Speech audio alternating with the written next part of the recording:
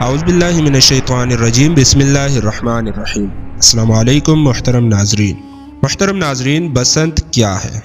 اس کا نام حقیقت رائے تھا۔ یہ سیالکوٹ کے کٹر ہندو خاندان سے تعلق رکھتا تھا۔ یہ انتہائی متعصب تھا، لڑائی جھگڑا اس کا معمول تھا۔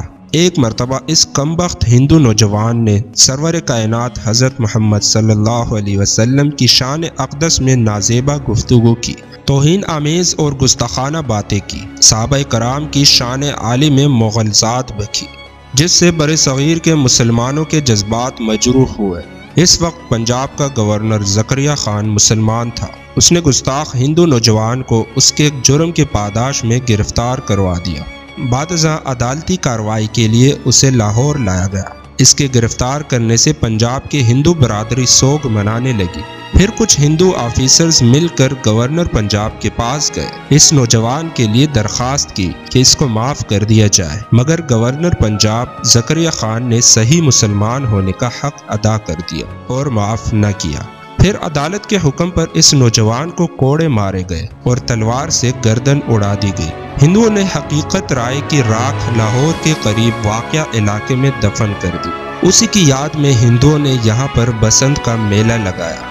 محترم ناظرین، اس کے بعد سے ہر سال ہندوؤں نے یہاں پر میلہ لگانے اور بسنت کا تہوار منانا شروع کر دیا۔ پنجاب کا بسنت میلہ اسی حقیقت رائے کی یاد میں منایا جاتا ہے۔ 1947 تک یہ تہوار صرف ہندو ہی مناتے تھے۔ 1970 تک بسنت کے اس تہوار میں چند ایک مسلمان بھی شامل ہونا شروع ہو گئے۔ سن 1990 کے بعد ملٹی نیشنل کمپنیاں اس میں کود پڑی اور پھر حکومتی سطح پر بھی یہ بسنت منائے جانے لگی۔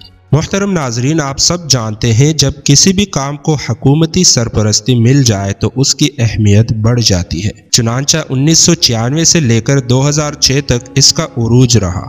دھاتی قاتل دوڑیں استعمال ہوئی۔ ان 10 سالوں میں 275 افراد ہلاک ہوئے، جبکہ 6545 افراد شدید زخمی اور معذور ہوئے۔ جب عوام نے احتجاج کیا تو 2007 میں بسنت پر پنجاب میں بھی پابندی عائد کر دی۔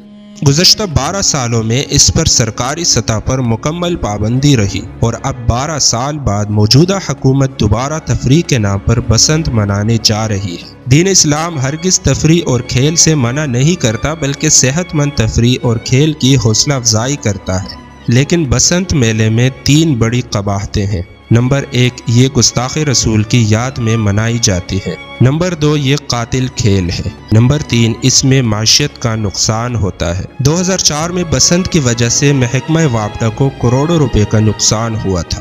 اس وقت جب ہم گردن قرضوں کی دلدل میں دھسے ہوئے ہیں، ضرورت اس بات کی تھی کہ ہم ایسے قاتل کھیلوں سے توبہ طائب ہو کر ملک و قوم کے لیے ایک ایک پیسہ بچاتے ہیں۔ خدا ہی جانے کہ یہ بسنت کیسی ثقافت ہیں جو اتنی معصوم جانوں کا خون پیتی اور ملک کے وسائل کی تباہی سے خوشی ہوتی ہے۔ محترم ناظرین، ہمیں خود حکومت سے مطالبہ کرنا چاہیے کہ بسنت پر پابندی برقرار رکھی جائے، سرکاری سطح پر بسنت منانے کا فیصلہ واپس لیا جائے۔ اسی میں ملک و قوم کا مفاد ہے، اسی میں ہماری سلامتی و کامیابی ہے۔ اس ویڈیو کو اپنے دوستوں رشتہ داروں کے ساتھ لازمی شیئر کریں تاکہ سب کو آگاہی حاصل ہو، اور کمنٹ باکس میں ہمیں اپنی قیمتی رائے سے ضرور آگاہ کیجیے۔ اپنا دوستوں رشتہ داروں کا خیال رکھیں۔ اللہ حافظ۔